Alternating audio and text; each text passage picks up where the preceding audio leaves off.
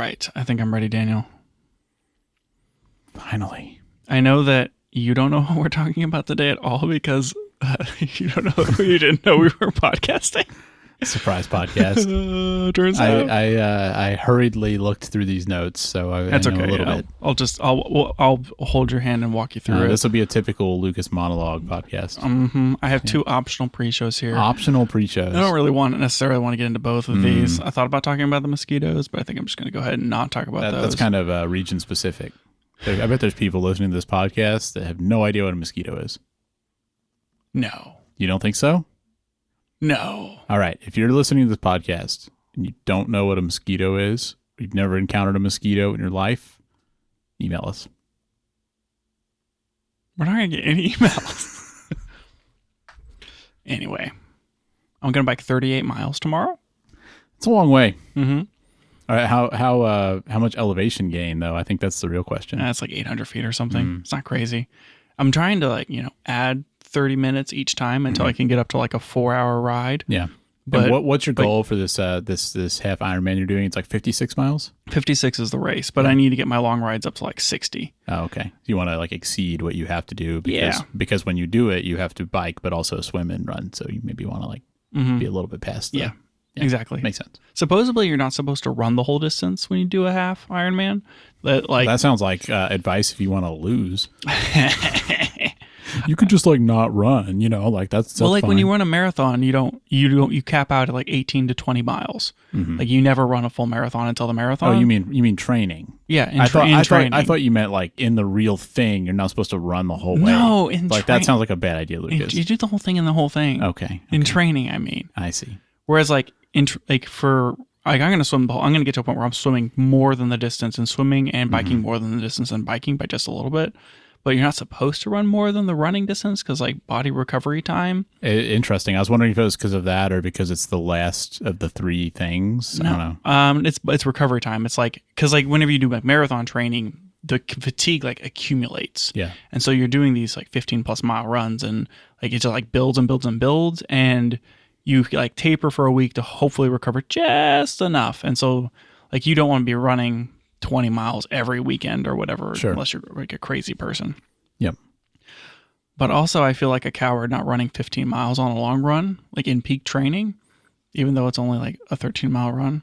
And so I think I'm just going to do it anyway and see what happens. I mean, if you were able to do it and recover from it, then you'd just be better off, right? I mean, it's just like 15 miles. It's just 15 miles. Yeah. It's like, what's the big deal? Yeah. What's the big deal? Point is, don't hit that button, Daniel. Don't do it. Don't you do it. Point is, I have to add like 30 minutes every week, but because like I'm biking like 15 to 16 miles an hour average, like it's got to go farther. You and had farther. 30 minutes. You're adding like 8 to 10 miles every time. That's a big time commitment too. That's a lot of your Saturday. Yeah, you get up early, avoid the cars. Yeah, I mean you should do that any time of the day. Avoid the cars. Yeah, yeah, I guess that makes sense. Yeah, you can press it now.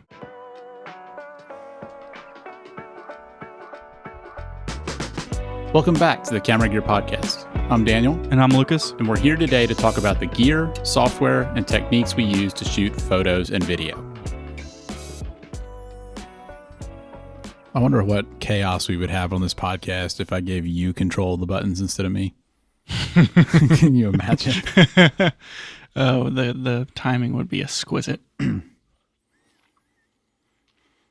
I would hit the button too early most of the time. Just every time. Just constantly hitting the button. You hit it 4 times per podcast. Multiple intros. Yeah, I think that's probably true. It would be like the end of Return of the King, that movie, but at the beginning. Like the end, but the beginning. Yeah. Yeah. Yeah. Okay. We were going to shoot a green screen thing, and now someone else is going to shoot a green screen thing for us. Yep, which I'm mostly happy about, just in terms of like scheduling reasons, and I mean, I'm happier when other people do work instead of me. Sure, but that means that they're not going to shoot it on my camera. They're going to shoot it on their camera. That's true. And their camera is an S5 II, not an S5 IIX, but an S5 II. And you're looking at it like you don't. You're like, is that true? You know they have an S5 IIX, right? They do? Yeah. Okay. Yes. Well, that's going to be the number one instruction is use the X, not the 2.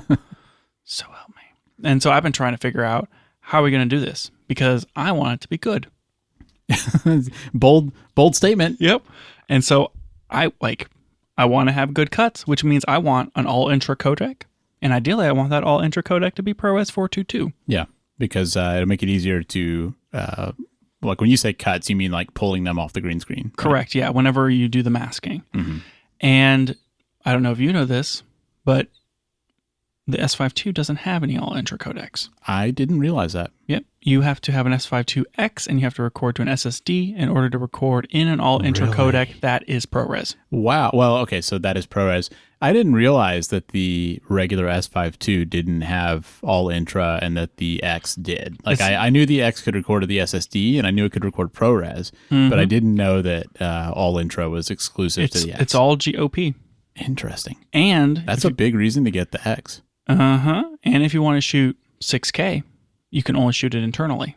And as we all know, the 6K is 420, not 422. So it's actually like worse. Good also. Point. So really on the S5 IIX, you'd be best off shooting 422, but just in 4K. 4K 422 ProRes to an SSD. Yeah. Is the way, and in my opinion, the way that I would shoot a green screen on that camera. Because it's like, I want as much chroma subsampling as I can get. Ideally, I would love to have like shoot in ProRes RAW so I can convert it into ProRes 44444, 4444444, and then have the best subsampling for the cuts. But now, does the X support RAW if you use a Ninja? Yes. So that's an option. If you have a Ninja, you can just record externally, record RAW. I just don't want to deal with ProRes RAW for this project because I'm not as comfortable with that workflow yet. And this is going to be a 30-second clip on like at the beginning of a longer video. So it's not like the centerpiece of the video. Exactly. And I still stand by the S5 II. We called it camera of the year whenever it came out, in 2023. It's a great camera, like super good for a lot of stuff. But even like, this is one of the reasons why I'm like XH2S is better than the S5 II. Interesting. Is like whenever you get into whenever you need more advanced options, or like, I mean, this has time code and it's got all the Lumix stuff, but it's like it doesn't shoot 422 and 6K. Yeah. And if you need an all intra codec because you have a really busy scene and long GOP is not going to cut it, too bad. So maybe another reason to get an S1E over an S5 II. I think I don't know if the S1E supports all intra codecs, but it does have a CO Express card, so I would assume that means you get intra codecs. Yeah. It seems like the S12E is kind of like, I mean, we talked about this, but it's basically like a souped up S5 IIX. Like it's basically the same sensor, right? And they just put it in the new body, gave it it seems like they pushed that sensor as far as they possibly could. Yeah. So I would think it'd be able to do it, especially if the X can do it. But I don't know about the 6K 422. The sensor may not be capable of that. I don't think it is. It's 420 on the S1 2E, but I don't know about the like all intra codecs. Yeah. You may be able to shoot ProRes internal. I just can't remember. Well, it's kind of an interesting finding on the S5 II though, because I know there was a time when I had been looking at one, and I mean, moving into L mount, it still feels like if you needed a B cam, like it's a pretty reasonable option. But I think there'd be a pretty strong argument to go with the X over the 2. Yep. Knowing that, I mean, mainly the all intra thing, because that does seem like a benefit for shooting, pretty much anything. Right. And we shoot all intra whenever we do, like, when we're shooting something that matters. I'm like, Daniel said it's all I, so help me. And a talking head, you don't need it. But I like having, it's like, you'll lose less risk of there's something weird going on with the encoding. Well, and it does edit a little bit better too, doesn't it? Yeah, it should edit better, even if it's in H.265 or H.264, and just because it's like you're getting every it's frame. Easier to decode. So easier to decode. So I mean, I just or if like but if you have a busy scene or a lot of motion, like you mostly just want to shoot all eye, or at least have the option to get that better quality. So yeah. So in this case, we're planning on like we're not going to shoot it, but we're going to tell him to use the X. Shoot it in 422 4K ProRes, recording externally to an SSD. Yes. Yep. That's what we're going to tell him. Makes sense. We'll see what happens, I guess. Yes, we will. I guess he doesn't have to go get a Ninja or anything because it can do it to an SSD. Yeah, so that's helpful. He may want to like test out that SSD recording ahead of time. Like, because I always wonder, Like I would trust doing it on the camera. I think I'm a little bit more trusting of it than you've sounded. But the one thing I would want to make sure is, getting a clean SSD, maybe using the camera to format it if you're able to. Because I feel like you can always get some weirdness with drives where like you and I both had a T7 that got really, really slow, and you have to reformat it to get it to perform well again. I don't know if like the file system just gets kind of like bogged down over time or what. No idea. Definitely recording video to it, I'd want to be using a clean thing. Kind of just like you clean your card before you shoot. Yeah, always clean your card before you shoot. Or you could do the thing that people do where they just don't take pictures off of cards and they just save them forever. Well, remember that one time we were doing a shoot and I hadn't cleared my CF Express card and something weird happened? Yeah, the time got all janky. Like it was like you're out of space and you should have had another 100 gigs of space left. Yeah, it's very strange. Yeah, super weird. Anyway, up next we have a segment.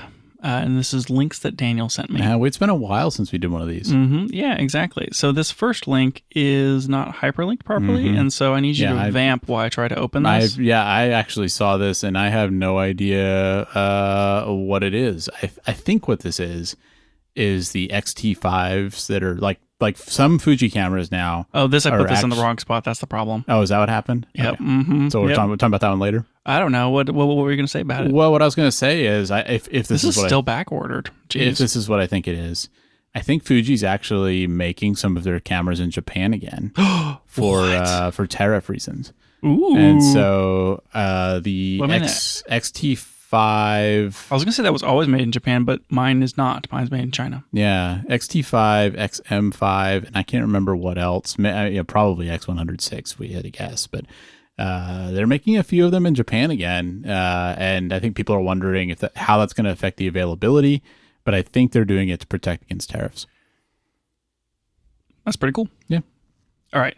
So this next link is Viltrox unveils new flagship full-frame 10x cine lens. Indeed. And this is these white with a grab handle, like a suitcase carry handle, enormous. Yeah, a very, very large lens. 30 to 300. What is the f-stop on these things? F4, is that right? Yeah, 30 to 300 T4 10x zooms for cine applications. Yes. And the retail price is $100,000 or more. That's so much money. I like that Viltrox 75 that I just sold you. Full frame PL mount. I think that 75 to me kind of changed my opinion of Viltrox, where I always saw them as, kind of a low end brand. My previous experience with them had been a Viltrox Micro Four Thirds speed booster that I had for the GH5.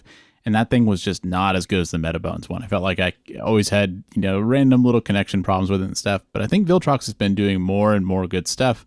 They're clearly pushing into higher markets. That said, I still feel like it would be hard for me to invest this kind of thing with a company like Viltrox.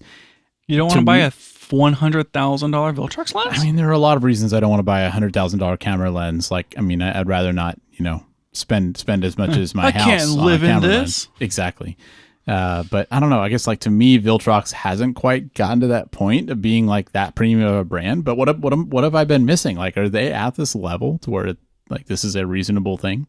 I'm worried people are going to think that houses in Austin cost $100,000 now because you said that. They do not. They cost multiples of that. Okay, just.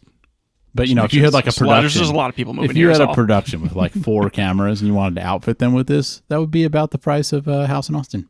Yeah, I could see that. Yikes! What do you think of it?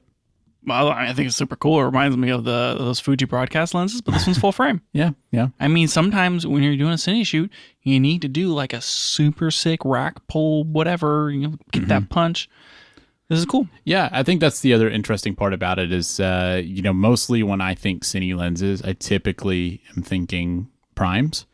And I'm curious what the image quality of something like this is as compared to shooting on a cine prime. Because you mentioned, kind of a specific use case of it, of doing like a dolly zoom or something. But I don't know. I'm curious if it'd be worth spending this much on a zoom lens? Like, are you really going to be able to replace primes with it? Probably for like very specific applications, and they will make a couple of them and sell them, and it'll be fine to cover the cost. Like super, super niche. It does weigh 33 pounds. It's pretty heavy. Pretty heavy. Not a run and gun lens. Minimum focal distance is 6 feet. So, interesting. Do you want to guess the front diameter? Man, judging by how small that lens mount looks on the back, I don't know. Is it like over a foot? No, it's not over a foot. 165 millimeters. It's quite a bit. It's over 6 inches. Mm-hmm. Probably don't have thread-on filters for that thing. Yeah, probably not. Okay, this next one is a link that you should have sent me, but you didn't. And it is a TTArtisan on-camera flash that looks like a little film canister. I did see this. I thought it was adorable. If only it worked on the Fuji X-E5. I know. What's up with that? Like, this would have been perfect if you had a Fuji X-E5 that actually had a hot shoe, not a dumb cold shoe that's useless. You could have bought this $30 TTArtisan on-camera wireless triggered flash that looks like a stinging little film canister. It's amazing. TTArtisan makes some interesting stuff. It does say it's wirelessly triggered. I wonder if you could get one of those flashes, like you could do flash sync. You know how some of those flashes have photo cells where they flash when they see a flash? Yeah. Mm-hmm. You could maybe use the flash on your X-E5 to trigger the flash. Maybe so. And so like when that one flashes, then the bigger flash flashes. That seems like an option. And maybe you could get like a double flash and have it accidentally overexposed and get that look. There we go. Maybe that's the key. I mean, it sounds like that's what you got to do. Yeah. This does say it has flash sync, but I don't think that means that you could use it in this way, but who knows? Yeah. I don't know. It has some sort of wireless trigger situation, which is interesting. But yeah. Anyway, it's adorable and I love it. I think it's very creative. Okay. Next is you forwarded me one of the emails that we got, and yeah, we got this one a while back and somehow I missed it completely. Yeah, I kind of actually just want to read this whole thing. All right. I just want to read the whole stinking email. Let's do it. Because, Dana, when we started this podcast, I was like, there's camera podcasts out there, but there's not ones that are like that really get into it. Mm-hmm. Like I want to talk about the whole thing. I want to talk about like how many millimeters thick an aspherical element in a lens is. We don't actually talk about that because that takes prep work. Well, but I think like one of our first episodes, we talked about Bayer and X-Trans sensors and stuff. Sure. And it just feels like not that many podcasts are going like way in depth on like what is happening in like inside this thing. Sometimes it's kind of hard to get all of that information as well. Mm-hmm. Because like most things with cameras, they kind of want to talk about what you can do with it and not like exactly what it is. And until you start like reading white papers and like patent information, sometimes it's kind of hard to figure out like what exactly is going on in the layers of this stacked sensor or whatever. And so we talked about this TTArtisan 35mm T2.1, and I was going to give first name of author here, but I did not write it down. So sorry in advance, listener, anonymous. But they sent in some information on this. So the TTArtisan 35 T2.1 was that lens that has like the multi bokeh thing where it's like you can have it like smooth, crisp bokeh, or you can have like creamy bokeh. And he wrote in and kind of explained why that works. And I was like, oh yeah. Like, these are my people.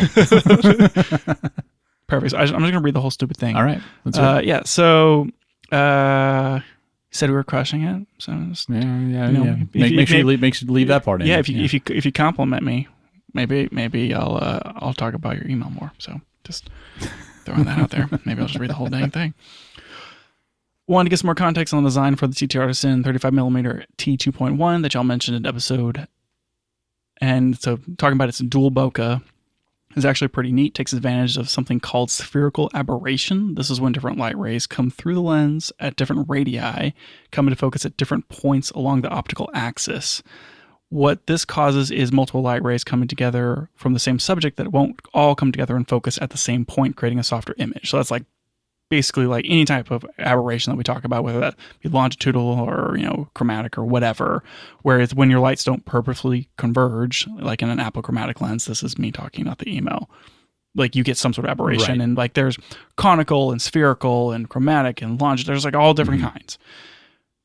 Anyway, so if they don't come in all perfectly together, focus is softer. The benefit of this is that by having a softer image, is that you get a super cool feather edge bokeh that blends together really well at the expense of sharpness. Now, you don't see this much because this is a softness issue. Despite the cool bokeh, you can put an apodization filter inside the lens to do this while preserving sharpness, but it significantly reduces light. And I think that Fuji did this with the 56 1.2 APO lens. That's probably what APO stands for. Almost absolutely, certainly. And it was cool because it was like, oh, you can get like basically they did it for moire reasons, but it made the lens sharper and like a lot nicer. But the effect of a T-stop was like T1.8 or T1.4. You lost basically a whole stop of light with the APO version of the 56 And what's interesting lens. is they still call it f1.2 because f stops are that's like the difference between f and T-stop. Right? An f-stop is the focal length divided by the number. It's literally f divided by a number. Mm-hmm. And versus T-stop is the transmission level has to do with the pupil. What's it called? Do you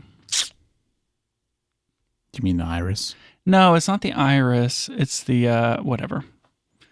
Look it up, Daniel, and then you can tell everybody in a minute. Anyways, Sony has a 100 millimeter STF lens that does this with an f2.8 aperture that's actually T5.6 because of the light transmission. Entrance pupil, right? Is that what it's called? Anyways. That sounds right. All right, back to the email. When a lens corrects for spherical aberration, more light rays converge on the outer sections of the bokeh, causing a soap bubble effect, which we've all seen, probably, where the edges of bokeh shapes are brighter than the center. We see that very often in modern lenses, where you'll get like onion ringing or soap bubbling. I think the onion ringing has to do with like the number of elements and how those stack, and then the soap bubbling is obviously the correction for the spherical aberration. So, what TTArtisan did with the bokeh switch just controls the level of spherical aberration correction on the image to switch between bubble bokeh, more correct, sharper, and soft feather bokeh, less correction, softer. The other things changing the focus throw and such are also just consequences of moving the optics around to change for spherical aberration. This switch is super cool, but it's not the first lens to feature this. The Canon RF100 f2.8 macro has a spherical aberration dial that allows you to control the level of spherical aberration correction in either direction.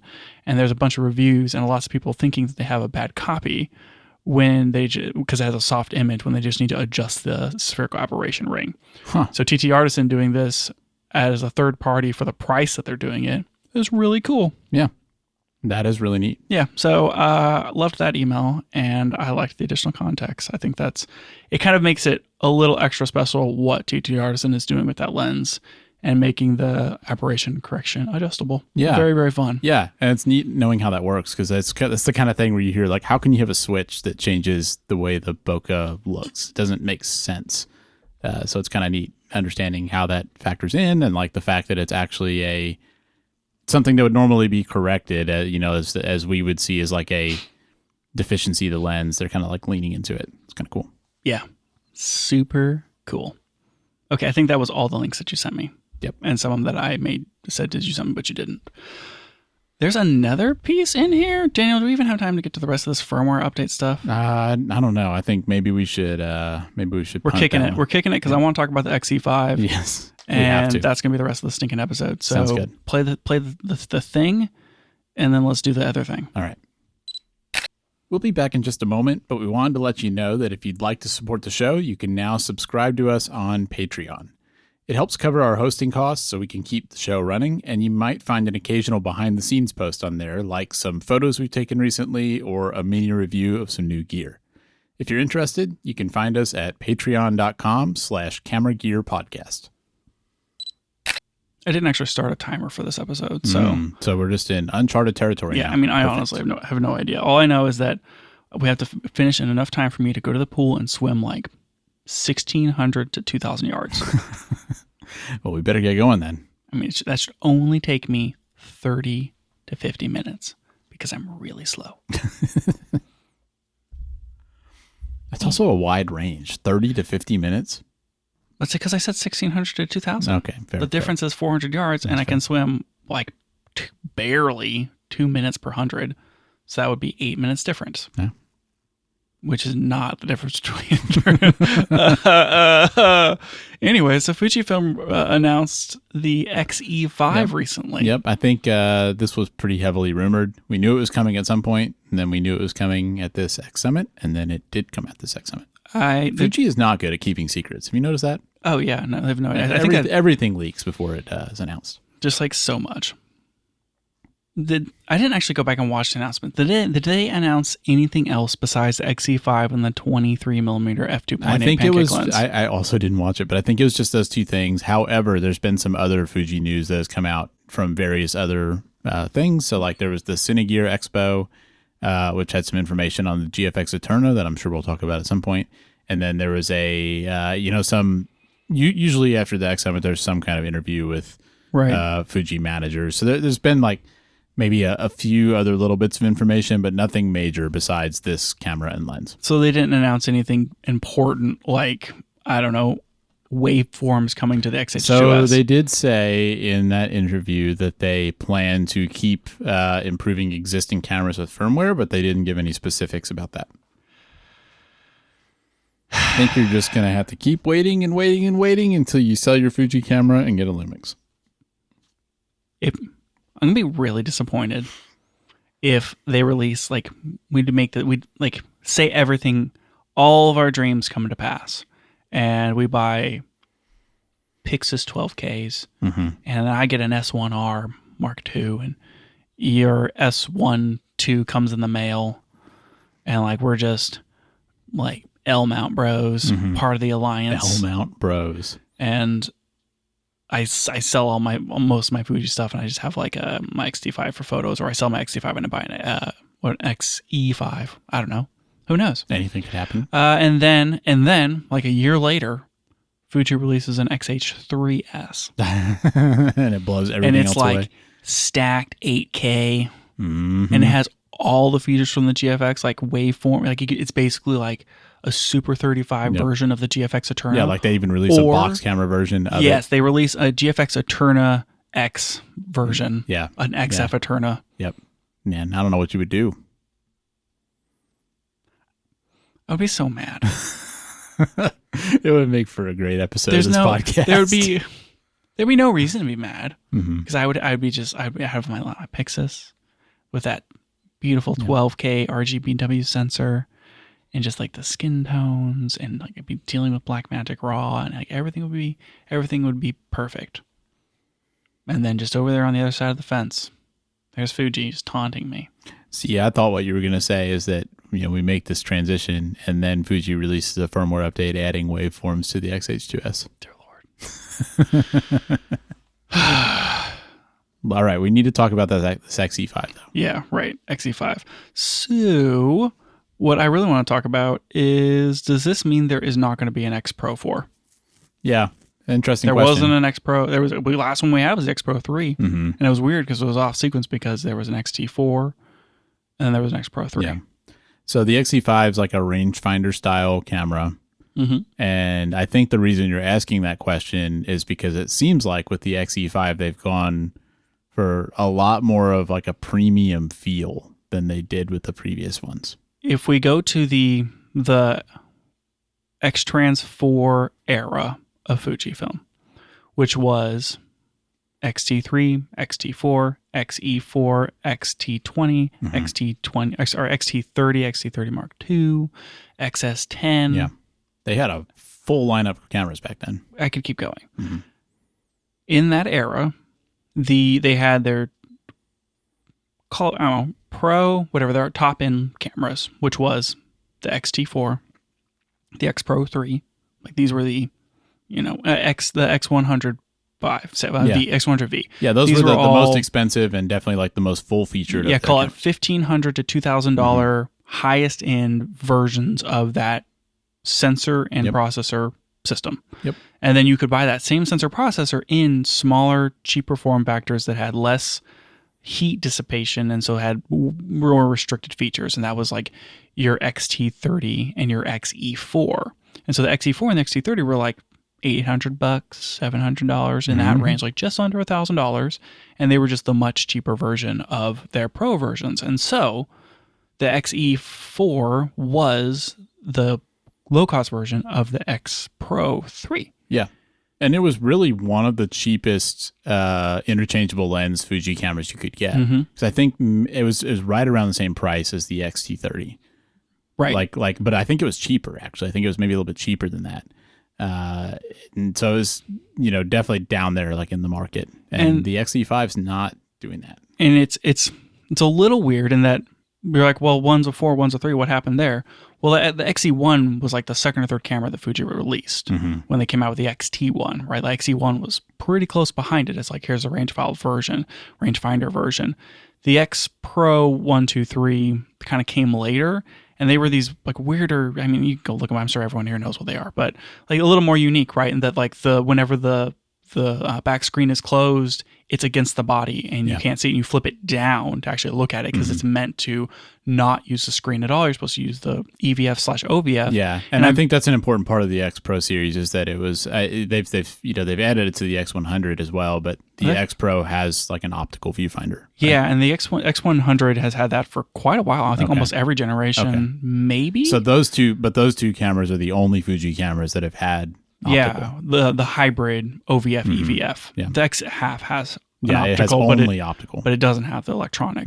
Now the XE5 is only electronic, but what they seem to have done is taken the XE5 and moved it all the way up market. Yeah, it is the same price point as the XT5. Yep, $1,700 US. Yeah, very expensive. It's not like it's expensive. Like it's fine, right? I think it's appropriately priced probably for what it is. Maybe.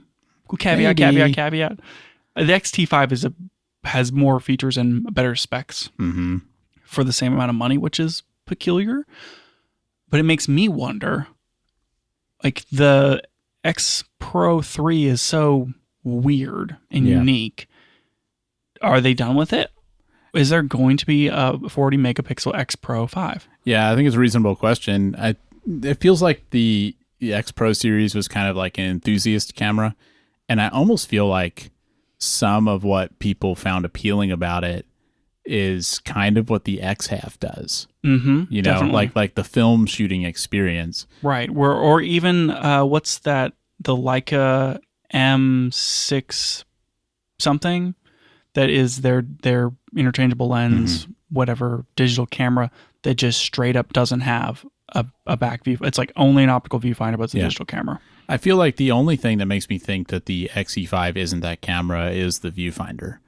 Because I do feel like maybe people who are, because the X Pro is kind of like the most doing photography camera you can imagine.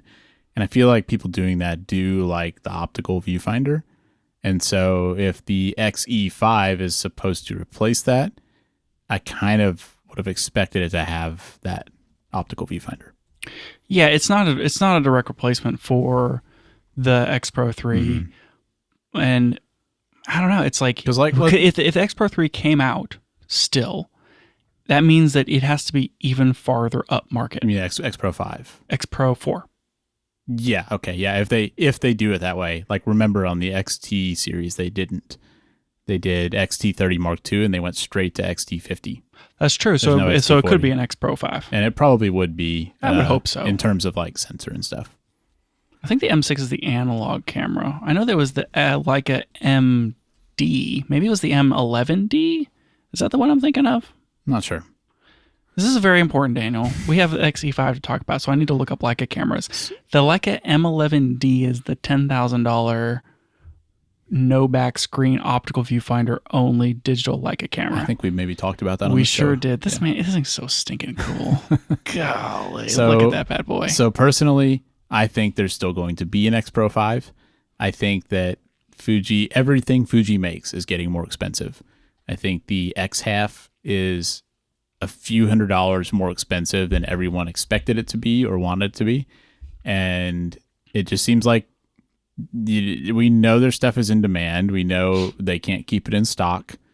Like the XM5 seems like a really cool camera, but I see people online saying like, this is a great camera, but you're probably not gonna be able to find one. And I feel like they're kind of, and I can't say I blame them, but I feel like they're kind of taking advantage of that and making everything cost more. And in the current market, with cameras costing what they cost, I could easily see them releasing an X Pro 5 at like a $2,000 price point. So I guess like few things there. Do you think, one, I don't think they're going to come out with an X Pro 5. I want them to so bad. Mhm. I don't think it's going to happen. But But with this, I don't think it's happening. Please prove me wrong, Fuji. Please prove me wrong. If they release an X-T5 today, would it cost $2,000? yeah, that's good. Because what does it cost now? $1,700. Yeah, I think it would. Everything's gotten so expensive. It wouldn't surprise me. So it's just like combination of cost of like that came out 3 years ago, right? Cost of development, cost of materials, tariffs, all that stuff is making everything's more expensive, right? I mean, just inflation. Like Inflation, money is all worth that less. jazz.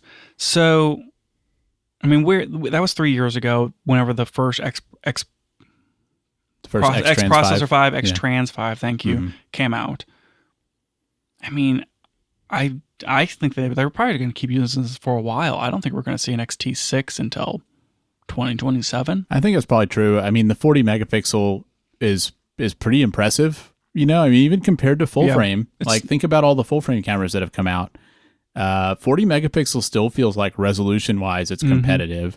I think spec wise, their cameras are still competitive with other options. So I'm sure they're working on the next sensor, but I wouldn't say I feel like, sometimes like we talked about Sony recently with the A7 V, and you and I were both kind of saying, man, they really need to put a new sensor in this thing. I don't really feel that way about Fuji's current stuff. I feel like it's competitive. No, I really like the stuff that they're using. I wish that they would bring the 26 megapixel stack sensor to something else besides the XH2S, because I think that sensor is really good and brings a lot of super cool features. I would love to see them keep pushing that forward. I'm surprised they haven't tried to put that in anything else. I'm surprised too. Did they? Wait, no, they didn't, because I was thinking of the XS20, which has a 26 megapixel sensor, but it's not stacked. That's the X Trans 4. Yeah. They've stuck that X Trans 4 sensor in a lot of things with the X Processor 5. It is surprising. Really I guess that forward. stacked sensor must just be really expensive. It's That's the only thing I can think of. It's got to be really expensive. So I think that they're going to, like, whenever they came out with the XT4, we can't seem to get into this stinking XE5. Whenever they came out with the XT4, it was on the heels of the XT3. Like, I mean, I think that I bought the XT3 the same year it came out, and then the XT4 was like the next May or something like that. Yeah. The XT, they came out with the 4 so well, fast. but it basically used the same sensor and the same processor. They added IBIS. Added IBIS and made it a little thicker and kind of moved up market a smidge. That kind of feels like maybe they had the XT3 and they felt like we're losing sales because we don't have IBIS. Like we just need to get that out, and it was maybe a cheaper update for them to do because they didn't change that much. I don't know. Well, it now feels like the XT4 was out of sequence a little bit. It does. I guess the point I'm making is I don't think we should look at XT3 to XT4 as like a pattern we should expect from Fuji. Well, because from the 1 to the 2 to the 3, they change sensors every time, I think. And so I'm wondering, with the XT6, will there not be an XT6 until we're ready to move on to X Trans 6? Or on the other hand, are they doing like a TikTok thing where... Or will this 40 megapixel configuration be around for a while?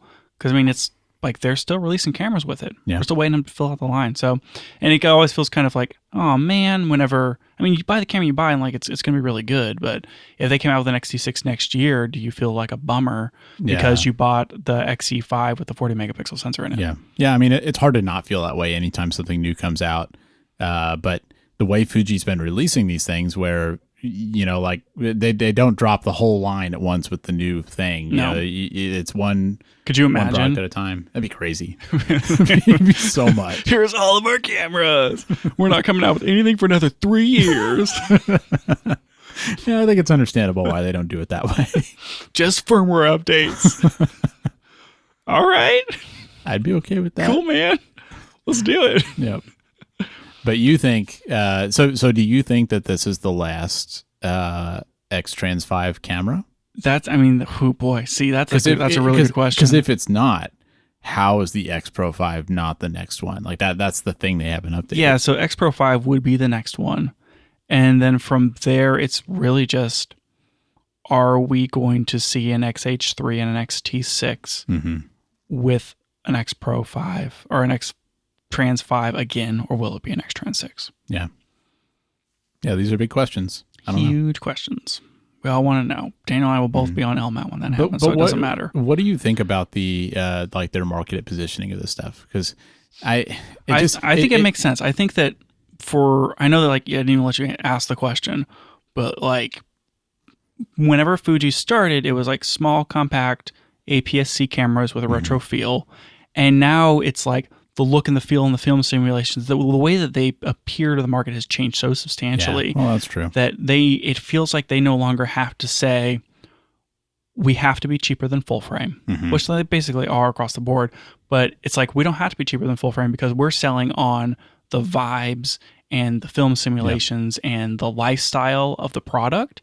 And so we can charge as much as full frame for our cameras. Here's an XH2 that costs more than an S5 Mark II. Yeah. Because it's 40 megapixels. And sure, it's APS-C, but also like look at all these great lenses and we have film simulations and blah, blah, blah. And I think that they've overcome, in a way, the sensor size limitation a little bit, and that like the dynamic range is mostly there. And yeah, you got a little more noise, but don't you want that anyways because you're shooting on Fujifilm? Yeah. Yeah, I think you're right. I think their brand identity has changed a lot. I've seen a lot of people online since this announcement saying that they feel like they got into Fuji because APS-C was a little bit cheaper, and they felt like that's kind of the trade-off you make. You know, I'm going to save some money.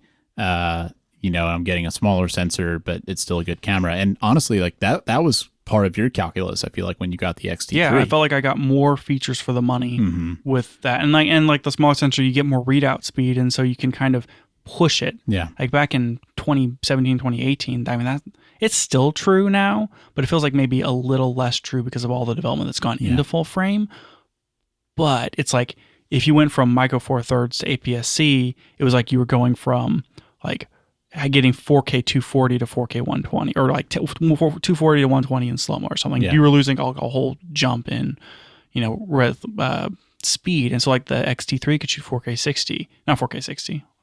Could it? I mean, it was with a crop. It could shoot 4K 60, but then you go to the A7 III and it caps out at 30. I think what you're saying is like, yeah, I mean, APS-C was giving you a lot of the advantages of small sensor and not too many of the downsides, I guess. So like it felt like there were some advantages. Yeah, it was enough of a trade-off that like money for what you get. Yeah. But now like it's just a different equation. Like you're not really that much cheaper. Like I know you said it's still cheaper than full frame, but I mean, if you think about stuff like the S9, the S5 II, I mean, the Fuji cameras are right there with those. And so it's not much, especially for photography, it's not much cheaper. And they're kind of just like, they're trading on a different set of like pros and cons now. Yeah, I would say it's twofold. The calculus has changed as I think that Fuji's market position, they live in a world now where they can be like your whatever personal camera, and they will sell whatever you want. If you shoot Canon for like all your pro stuff, but you want an XE5 because it's small, compact, and you can always have it with you, and the pictures look great. It's 40 megapixels, and it's like you're gonna buy a Fuji camera and have a little Fuji kit and still have your full frame kit. And I think that they've found that they don't have to necessarily compete with full frame. They can be your camera system on top of your other camera system, and they can sell to everyone who just wants it for the vibes. That's really, yeah, I think you're probably right. And we do see that a lot from people.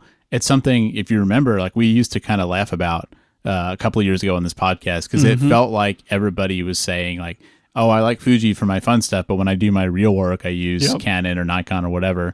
And I think all this time, you and I have been doing really well, like with the XH2Ss, and we've been able to do like, basically professional work with them. I'm kind of curious, like how that's starting to change, because it feels like Fuji's not necessarily like pushing that specifically anymore. Like They're they're really embracing like the vibe aspect. Of I mean, cameras. they do those features with professional photographers for their gear every time there's a release. I mean, they did it with the X-E5. I mean, every camera company does. I think it's like, where's the niche and that sort of thing. And they still have the XH2 and the XH2S line for that SLR style, like pro body with speed and all that stuff. And the XH2S still feels competitive. Yeah. So. And so like one more thing on the price point is if you need like 30 megapixels for an A7 IV at $2,500, if you want more than that, if you need more than 24 megapixels, just not like, let's not think about the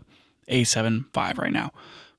In more than 24 megapixels, regardless of sensor size, you have the Fuji stuff, which is $2,000 and cheaper.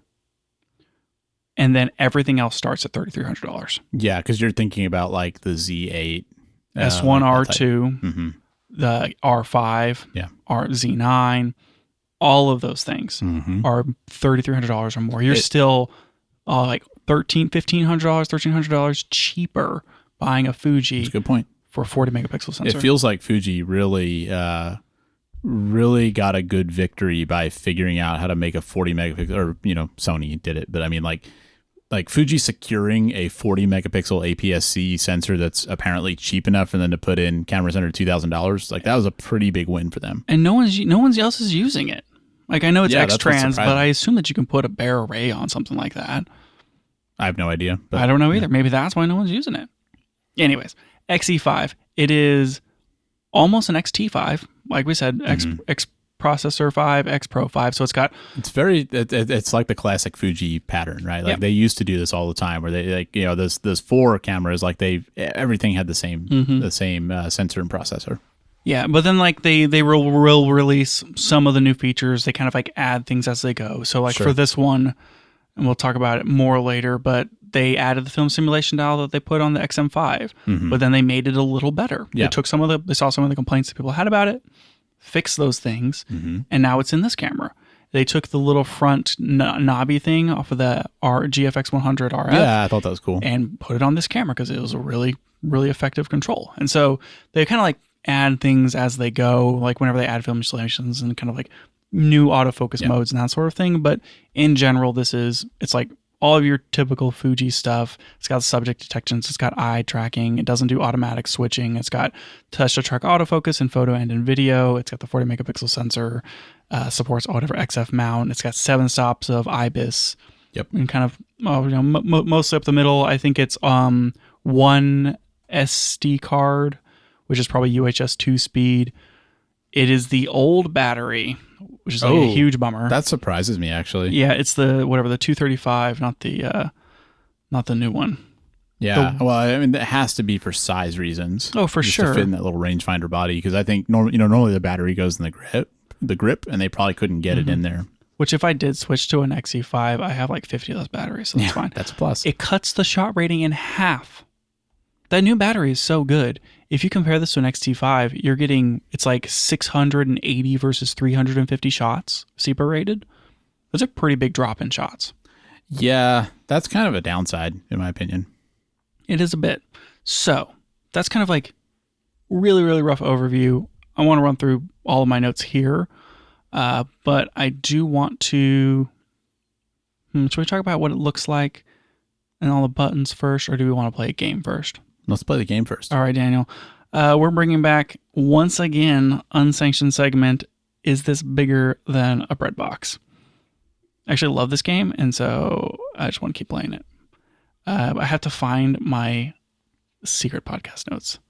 Yeah, because you got to have the answers. I need you to vamp It's smaller than a bread box. It is indeed. Can you imagine if the XE5 was larger than a bread box? That would be hilarious. Yep. All right. I have to go back to docs. I wish that it's like some apps on the iPad, you can open up 2 like instances of the app. Oh man, that'd be so good. You can't do that in docs. Yeah. You have to open it up in like web browser. The web browser, and then it has to be like, do you want to open this up in the app? And I'm like, no, because you won't let me open up two. This reminds me, next week we should talk about the iPad multitasking announcements, because I feel like iPad stuff's kind of like a segment of this podcast. I do kind of. I want to wait until I can use it. Oh, I'm so pumped about that, Daniel. You've we'll get there. You do have an idea because I've been talking about it nonstop. Yes, okay, so the X-E5 for everyone playing along at home is 4.9 inches by 2.9 inches by 1.5 inches. Yeah. Okay. Numbers we all know. So like 125 millimeters wide, 72 millimeters tall, 39 millimeters thick without a lens on it. Okay. So, about the size. I think it's like 300 something grams without a battery, like 450 grams with. Weighs about a pound. Pretty light, kind of compact. One really fun thing that we'll get into, all the controls are on the right side, except for the film simulation dial and the focus switch. You could pretty much control this thing with one hand. Kind of a plus, honestly. Huge I'm into that. plus. Love it. No D-pad on the back. Yeah, I thought that was kind of a weird omission. The way I'm thinking of it is those 4 D-pads is why they put the GFX 100 RF little toggle control on the front. That's probably fair. Which is like a circle with a lever on it, and then you can move that lever left and right, and you can hold it in one. Like short or long press. Short or long press, so it's four controls. So basically like supplants the D-pad. Anyways, we've mentioned the size of this thing. I was vamping a little bit so that people would forget. Because as these dimensions were given to me by ChatGPT, so you have to make your guesses as whether or not it's bigger or smaller than these items based upon whether or not the AI even knows how big these things are. So I'm not guessing reality. I'm guessing what the AI thinks is reality. You're not going to tell me if this is bigger or smaller than a small cup of coffee. You need to tell me if it's bigger or smaller than what AI thinks a small cup of coffee is. Perfect. In size. Yeah. Perfect. Which is the first one.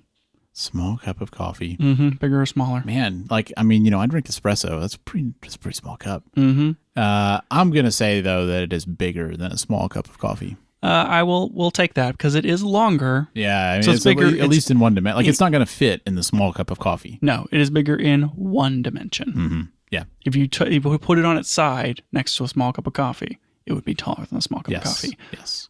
Which is an 8-ounce ceramic cup. Oh, okay. That's not a small cup. Is it bigger or smaller than an MX Master 3? This one is hard. I remember the MX Master 3 was bigger than the Fuji X-E5, which was kind of surprising. And so that one gives me pause, but I think it's bigger than that in at least one dimension. It is smaller. Wow. It is exactly the same length at 4.9 inches according to the robots. Interesting. Yep. It's definitely thinner, so. Huh. Yep. Thinner in the other 2 dimensions. So I'm going to say smaller. All right. Is it bigger or smaller than an X-half? It is bigger than that because the X-half is tiny. Just slightly. It is thinner because of the lens.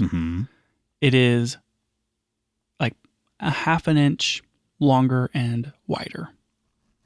Taller. Yeah, not a lot. So, keeping in mind you're going to add a lens, I think this is going to be noticeably less pocketable than an XF. Yeah, probably. Who knows? Let's say you put the 23 millimeter f2.8 brand new pancake lens. Yep. Well, that's pretty close. There are now 4 because there's an f2 version, right? There are now 4 23 millimeter lenses. I think Fuji makes. And I own the one that doesn't resolve to 40 megapixels. Of course. So you put the lens on it.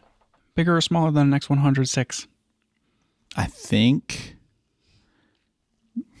it's slightly smaller because I think the optical viewfinder on the X100 is going to make that camera bigger. Okay. So whenever I was first putting this together, I asked the robots to tell me how big an X-E5 was, and they got the dimensions wrong.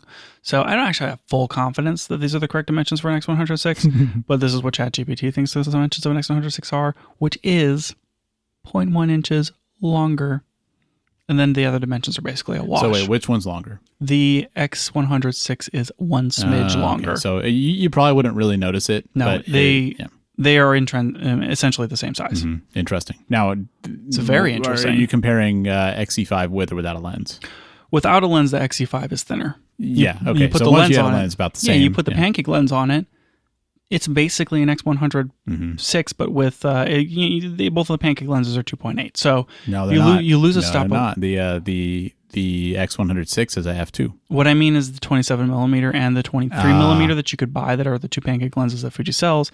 Actually, they sell an 18 millimeter 2.8 also. Which, Yeah, but they're all 2.8, so it's slower, but yeah. yeah, so you have 3 options, which is cool. Yeah. But they're all stop slower. So there is a reason, and the 106 has the optical viewfinder. Right. So there are reasons to go X106 over this. But size if you want, isn't really, if you want to, like, you're willing to sacrifice the OVF, you now have interchangeable lenses, and size shouldn't be necessarily an issue. Interesting. Pretty interesting. Is it bigger or smaller? I don't know why it picked this. A Galaxy S9. Yeah, that's obscure. Man, I think it's bigger than that. I mean, it's for sure thicker. Yeah, length. It's roughly the same width. Height compared to width, roughly the same. Length, S9 So it's is like a really thick S9? way longer, and then it's thicker. Okay. So if you're comparing it to like a phone, it is probably going to be shorter, but same width and then thicker. Okay. Okay, I'm going to bring this one back. Bigger or smaller than a bar of Irish Spring soap? I mean, are we talking like right out of the package, or how long have you used this bar of soap? Just brand out straight out of the package. Okay. I think it is bigger than the bar of soap. I believe that is accurate. It is bigger than a bar of Irish Spring soap. Okay, one more. Actually, did we do XM5 yet?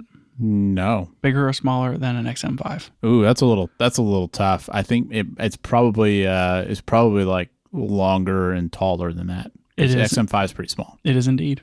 It is bigger than an XM5, which is an interesting comparison to this, where if you wanted a small camera with a film simulation dial on it, XM5 is right there with the X-Trans 4 sensor. Quite a bit cheaper. Yeah, it's like $1,000 cheaper. Yeah. Okay. Something to think about. Slice of Texas toast. I mean, it depends on how thick that toast is. It's Texas toast, Daniel. Yeah. I'm gonna say I think the toast has a little bit of size on the XE5.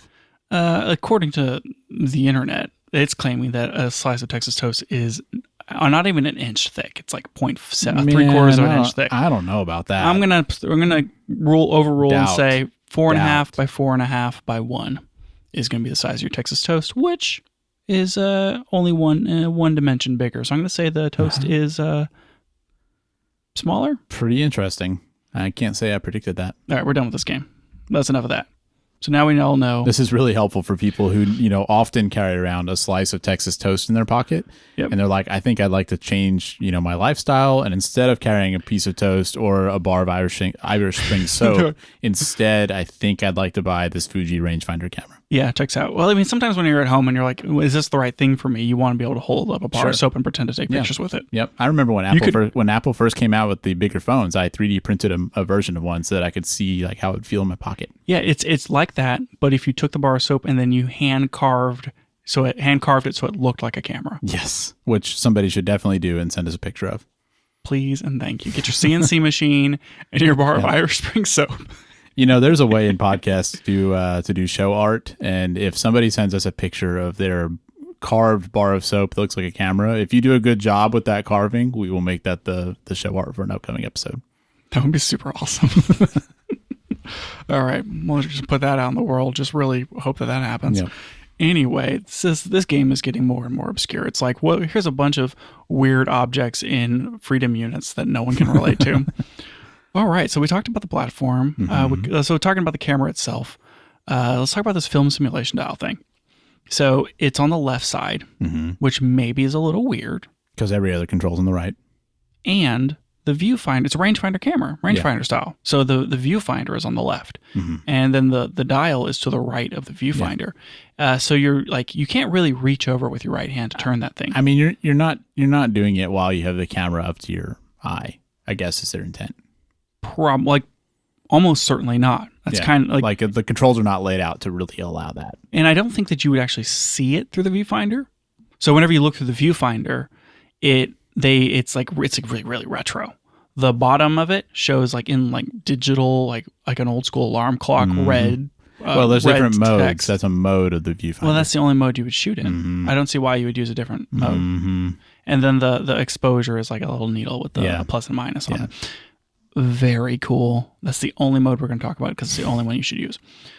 Now, you have to reach your hand over the viewfinder, which Your left hand. left hand, which if you're holding the camera and you do that, you're gonna hit the IEVF sensor and it's gonna turn off the screen.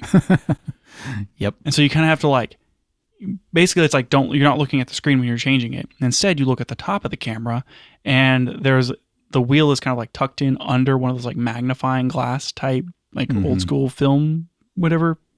Like the way that you would do a dial. You can't see the entire dial. Like you can't see all the options on the dial. It's like popping through a magnified window. And so you can just kind of like scroll through them. Do you like that? Oh, it's adorable. I love it. It's very, very fun. It's a very Fuji like touch, I guess. It reminds me of that. What is that one camera? I can't remember what it's called. We'll never come back to it. Yep. Okay, so one of our complaints whenever they came out with the XM5 was they had custom ones. They had like 1 or 2 custom film simulations. On this one, they have 3. On the XM5, you could set that to something that wasn't on the list. Like say you wanted to set it to Acros with a red filter. But basically it was like you could pick from one of the film simulations that were not on the dial and you could add that to the dial. Correct. But that was it. Fuji has acknowledged the existence of recipes with this camera. Big step. Big step. The Fuji X Weekly website that has all of, like, you can subscribe to their thing and like get the app and like see all the recipes that everyone submits for all the different whatevers for their film simulations. Super, super fun. Love doing all of that. Fuji has never used the word recipe. It's like a big thing in the culture for Fujifilm, but not something that they acknowledged. Yeah. It is now in the camera. And so you can go to FS1, 2, or 3 and then create your own recipe. And then that's what you set to your custom film simulations. Yeah, which is a big step. I think it makes the film simulation dial way more useful. Love it, love it, love it. It's perfect. Yeah. It's exactly what they needed to do. It's surprising they didn't do that on the XM5, but they finally got there. I think it just didn't click. Yeah. And they got the feedback, and they did something about it, which is great. Yeah, good to see. So that's that. I kind of wonder if they might update the XM5 firmware to allow that. That'd be cool. Yeah. It'd be super cool. Might as well. I mean, it's got the hardware dial, right? It's only firmware. Yep. That'd be neat. Yeah. So as far as other inputs, USB-C, micro HDMI, no headphone jack, microphone port. So for headphones, you have to use the USB-C adapter, which means you can't listen to audio and charge at the same time. But this isn't really a video camera, even though it has basically all the video features and compromises of the X-T5. Yeah. I mean, it's just, I think it's a fair thing. Like they're assuming people are not buying this to like shoot serious video on. The XH2 is a pretty good video camera as far as like it gives you 8K recording and you can actually read off that full sensor. Everything else is basically like heat limited. Even the X-T5, if you want to shoot 6.6K, it's not open gate, and it's not even full width. If you want to shoot the 4K HQ, which is oversampled from that 6K, it's still a cropped in, like minorly cropped in 1.1 or something 6K image that is then downsampled to 4K, which is like it looks good, but it's not even like the full width of the sensor. If you want to get full width, you have to shoot line skip 4K, which isn't very good. Yeah, it's a good point. So it's not very sharp. It's the fine. XH2 is like clearly the best then at this. Yeah, if you want something with the shoot video with the 40 megapixel sensor, it's the XH2. Otherwise, like all these other ones, kind of like they do it, but there's compromises all the way down because the sensor doesn't read fast enough. Which fine, like it's not what it's for, right? If you need video, don't buy an X-E5, right? Yeah. It's a street camera basically, rangefinder, all that stuff. Cool. So as far as other inputs, there's a Bluetooth button on the bottom. I'm just leaving that there for a while. I don't even know what you mean. Like on the bottom, like not sticking out. It's kind of like a flush button. Oh. There's a Bluetooth button, so you can press the button and connect your phone to the camera for the app. Weird spot for that, but are they thinking about like it's okay? So it's a little strange that they made that like a first class option, I guess, but maybe they're just thinking about like the street photography workflow, where like you go out and shoot your pictures, then you want to put them on your phone so you can share them on Instagram. You got to get the pictures in the phone, and there's a button for it now, but it's on the bottom, so it's not in your way. I think I'm okay with it. Totally fine. Probably not the kind of camera you're going to use on a tripod, so also sort of makes sense from that perspective. Yeah, probably not. So on the front of the camera, and I really shouldn't be doing this all off of memory. I should actually have opened this up, but maybe I just know it that good. How it's like the back of my hand. How much have I memorized / how good do I know an XE5? No, so they added that. We already talked about it, but they added that knob button. Yeah. I mean, I don't even know how we're calling that from. Yeah, like a little lever thing. Yep. And then on the top, you have an exposure compensation, which sure, and then you have shutter speed. There's no ISO dial on this camera. Yeah, that's a little surprising, I guess. I mean, like it seems fine. They have two jog wheels, and I think that they click. So like you have buttons on the jog wheels, and then they turn. Yeah. So like you could set ISO to either one of those. One to ISO, one to aperture, shutter speeds on the top. Like it's not a problem. Sure. And it makes it easy to use with one hand. You can choose if you want front or back to be ISO. So like, fair. Yeah, it's all totally fine. It's not an XT camera, so like not having ISO on the top is probably not really a big deal. They need to give up some kind of dial. Like if you want more dials, get an XT camera. Yeah, it's just that by getting rid of that back D-pad, you are losing buttons kind of overall. Mm-hmm. So anyways, no ISO dial, basically fine. They also don't have one of those like extra front buttons that some of the cameras have. You know, like how you'll add it next to the lens where you can get that index finger button. Mm-hmm. Yeah, you think they did that for appearance? I don't know. I feel like they wanted the front of it to look really clean. Yeah, maybe. Or maybe they didn't think they needed it, or there wasn't space as far as like just to physically put that component. Well, yeah, because they have the IBIS, and it's still a pretty thin and small camera. So maybe maybe that's why. Maybe. It's a shame. The Fuji, the X-H2S has 2 buttons on the front, and I like having those.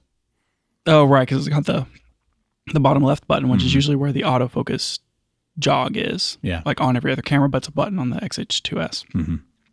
I think on the, is it the S1-2 that has 2 buttons on the right side?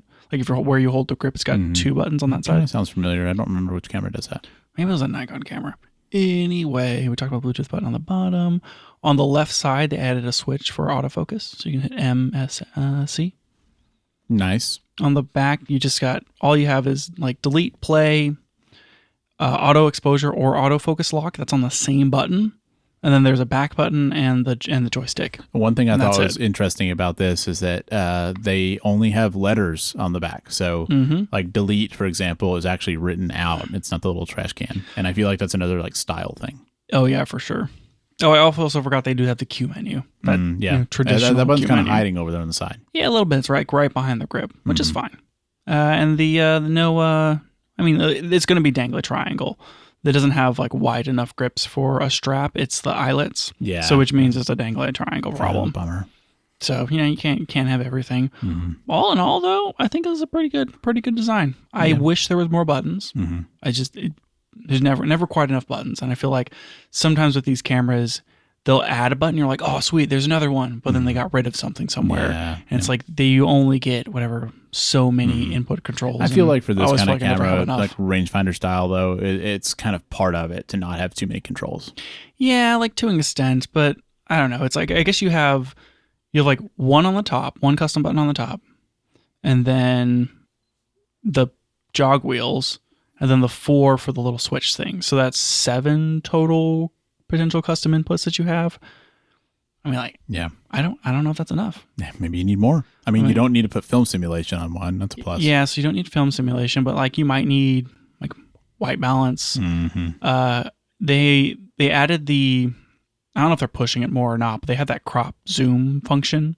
Like the XT5 has it where you can shoot at 1.4 and 2 in like a crop mode. Something that's reasonable to do when you have a 40 megapixel sensor. Yeah, and like 1.4 is a 26 megapixel photo and 2 is a 16 megapixel photo, which like fine. Yeah. But you may set that as like one of your little lever deals. Sure. And so I don't know that white balance, like auto white balance lock, photometry, slow fast modes. I don't know. I think you're going to have to rely on that Q menu for some of that stuff. Yeah, for sure.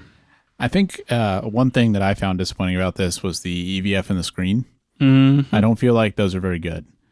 Yeah, I do have a list of like differences between this and the X-T5 and whether or not you should buy this or an X-T5 if you have $1,700, burn a hole in your pocket for a Fujifilm camera. And that is definitely one of them. The X-T5 has a 3.69 million dot EVF, and the tilty screen is the 3-way on the back, where it's like you can have it click out to do vertical tilt, or you can do horizontal tilt, and that back screen is 1.8 million dots. You compare that to the X-E5, you're dropping down from 3.6 to 2.36, for the EVF, and you're dropping from 1.8 to 1. And those $1 million LCD screens that we see are just not great. No, they're terrible. I mean, we've seen them on a few different cameras here and there. I think we were complaining about that on something recently, some Sony camera. What was it? Well, we were complaining about the at one point we were complaining about the Panasonic, like the Panasonic stuff doesn't really actually have great stuff in that regard. But yeah, I mean, like the FX3 or the FX2 only had like a 1.8 million dot. Yeah. And I think that was a little surprising. Like for the X-E5, I'll take the trade-off on the back screen not being the tilty kind because it sits perfectly flush with the camera. So like it totally gets out of your way. And I would take that with the ability to, it can do regular tilting and it can go all the way up so that you can point it forward, kind of like the Sony Alpha 6400s where you could flip it all the way up to get, a selfie or whatever. I would take that over the X-T5 version of the tilty screen, I think. But I would really have preferred them to use the same panels. I think you're losing a bit with the EVF. So what bothers me is, this camera is coming out now and it's $1,700. And if you compare these two specs to the XT30 Mark II, it's the same EVF that was in the XT30 Mark II. And the XT3. Yeah. I think. And the screen is significantly lower resolution. So the XT30 Mark II had like a 1.6 million dot screen. Really? And this is a 1 million dot. I think the EVF is the same as the XT30 Mark II. I think the screen is the same as the original XT30, which I had. And a comment that I made on this podcast was that I thought the screen was terrible on that camera. And it just, to me, feels like, especially on the EVF side, with this camera being kind of like a photography experience, like you're doing street photography, like enjoying that aspect of taking photos. To me, if you're not going to have an optical viewfinder, you need to have a really good EVF because that's kind of like that's like your experience with using the camera. And I feel like it's very painful that this camera is as expensive as it is, and those two specs are as poor as they are. It seems like a huge bummer. I think that the resolution of the screens it's less than what one would expect at this price point. Like, unfortunately less. And it's not weather sealed. Yeah. The X-T5 is weather sealed. Yeah, it's a big miss. I mean, if I'm spending $1,700 on a camera, it's like, why is this not weather sealed? Yep. I mean, my S9, which came out a few years ago and is cheaper, I don't think that's weather sealed. I don't know if it's, I'm assuming it's not. But that has a better screen than this. That's what's also the only screen. It doesn't have an EVF. I can understand why Fuji's charging more for this camera, but I feel like they needed to justify it with some better specs than they did on some of these things. It's really those three things, I think, that are kind of where it gets a little stuck. Once again, comparing to the X-T5, it's a lot smaller, so you're not getting a headphone jack. I think it's a huge bummer that it's the smaller battery and you're getting really half painful. The shots. Yeah. But maybe that's fine. Well, and it is lighter and smaller like the battery is, so maybe that's a plus, if you're just maybe it's a plus. I would have taken the trade-off for a slightly bigger grip and giving the good battery. Well, and also the other reason I'd take that trade-off is if you have multiple Fuji cameras, it'd be really nice to be able to share batteries, and like almost everything else now is using the bigger battery. Yeah, for sure. Also, you're losing out on shutter performance. The mechanical shutter on the X-T5, comparing to the X-E5, it's 1/4000 versus 1/8000. So you're losing a stop on the maximum shutter speed. Interesting. And you're losing almost a stop on the max flash sync speed. It's 180 versus 1/250. And so the shutter performance on the 3-year-old X-T5 is better than the X-E5. Yeah. And I don't know if that means they're just using an old shutter or it's like they were limited in some way. Yeah, but weird. I mean, all of these are kind of paper cuts. I don't think it's necessarily enough to really stop anyone from buying an X-E5, especially if they want an interchangeable lens X100/6. Yeah. I just think it's kind of a bummer to lose the weather sealing and have the worst EVF and LCD. I think it just kind of makes you feel a little bit like you're getting ripped off. Yeah, maybe a little bit. I mean, for the same amount of money, you could just go buy an X-T5. Yeah. And the X-T5 is not substantially larger. It is a bigger camera, and you'll notice it. And it's kind of like, oh man, if I want a rangefinder, I guess I have to like make those trade-offs.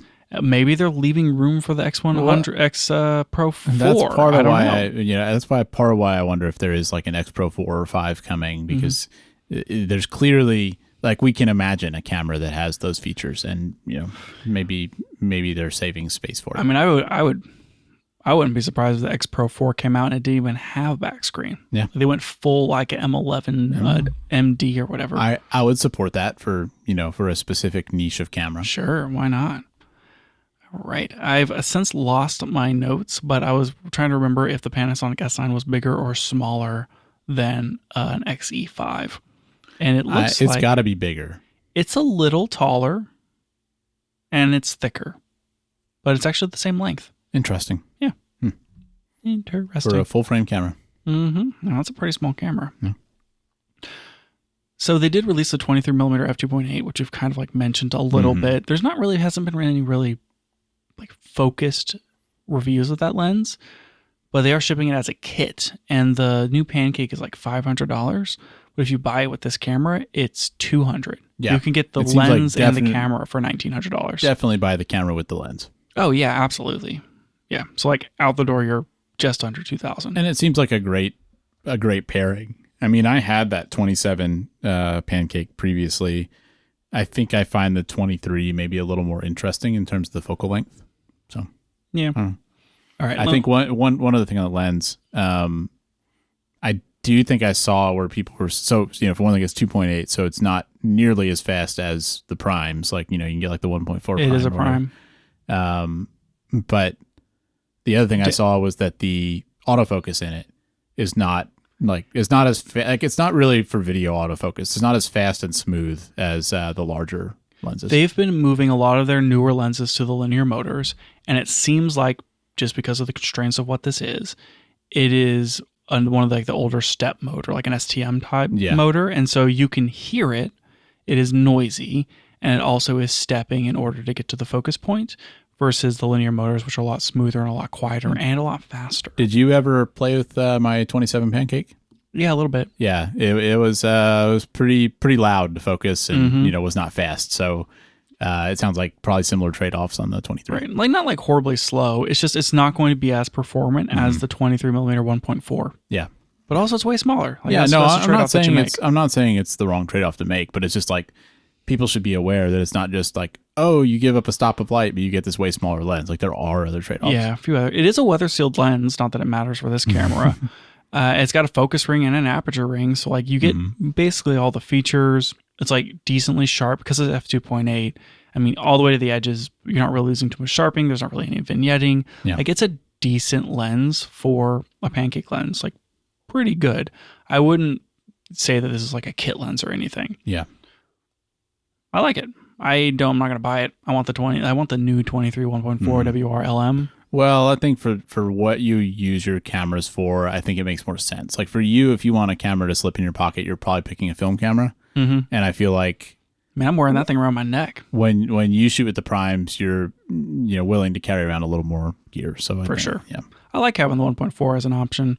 I did, after shooting all of Japan on the 23mm 1.4, I'm like, made up my mind that I'm going to upgrade that lens. Yeah, but like you use it enough, you like it, you like the focal length enough that you might as well get something that can resolve the 40. But currently, like, finding a used new 23mm is kind of hard. There's still like $700 or $800 everywhere, and I can't really sell my current for anything. I wonder that about this Pancake. Like, how long is it going to be before you can buy these in the store? Because for the 27 one, it was so long before you could actually buy that lens. Oh, for sure. I still can't buy it.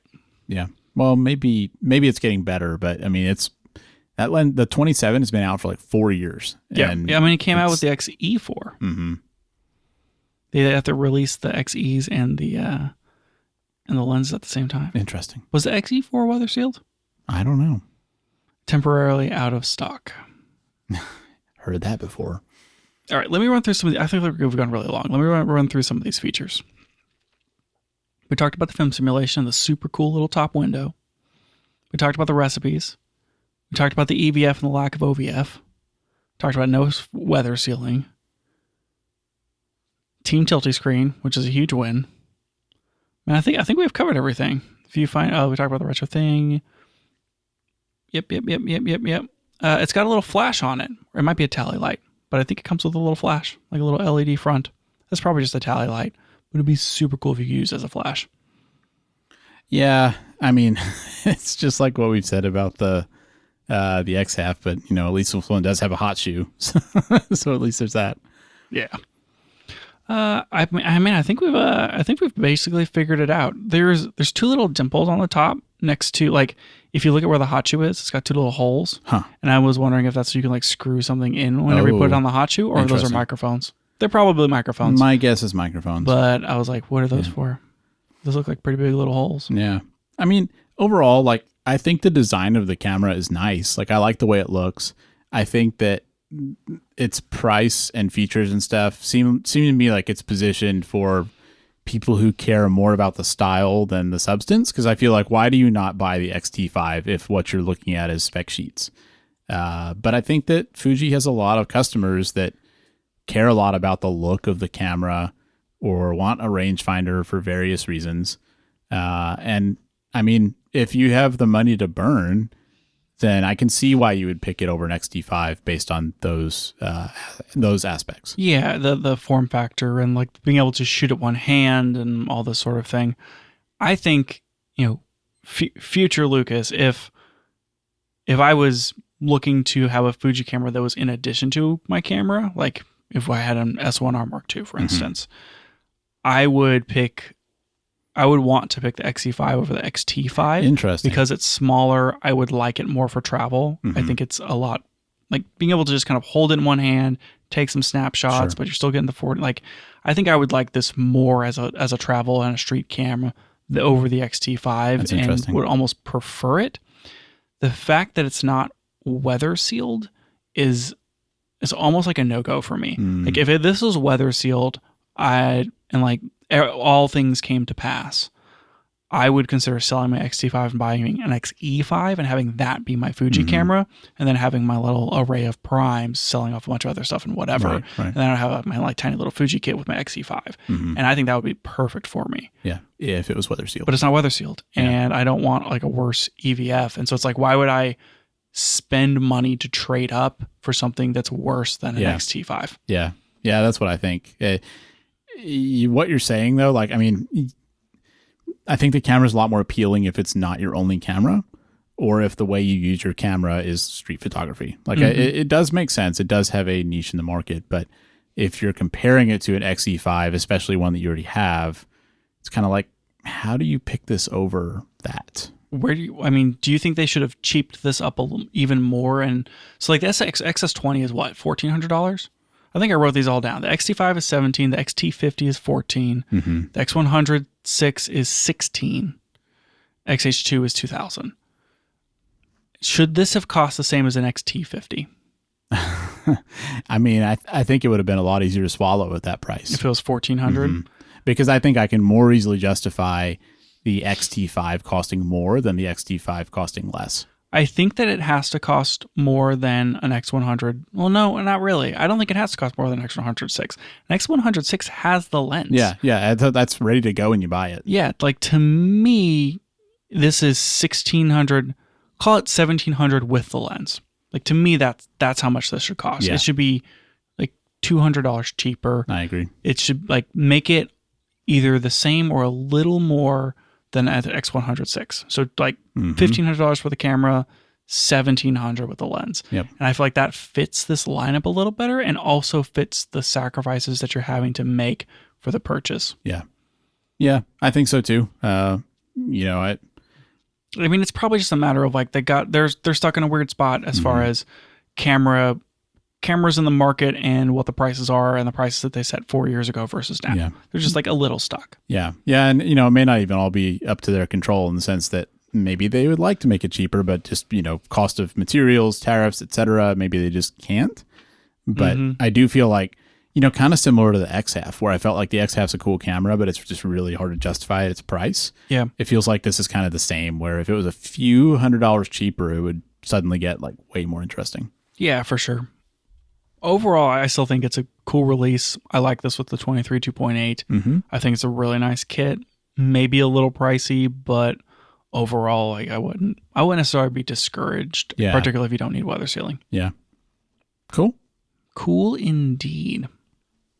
Now I just need them to release that firmware update, and I'll be back on the bandwagon. Still waiting. That's it for the show today. Thanks for joining us, and if you liked it, tell a friend so they can check it out too. You can find out more about the show at www.cameragearpodcast.com, and you can find us on Twitter at CameraGearPod. We'll be back with more next week.